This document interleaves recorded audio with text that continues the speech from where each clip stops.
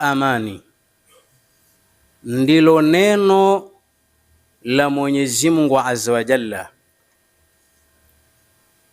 Jambo la amani ndilo neno la nani? La Allahu subhanahu wa ta'ala.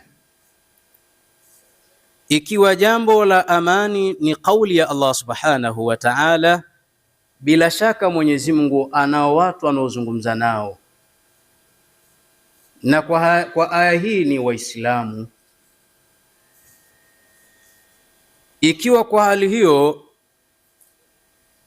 tukawe ni watu wa kwanza kutengeneza amani ndani ya nchi yetu hii ya Tanzania, na tunasema amani kwa sababu ya kwamba tunaelekea kumaliza mwaka huu wa Kiislamu, na usitafsiri katika sura nyingine ila hiyo.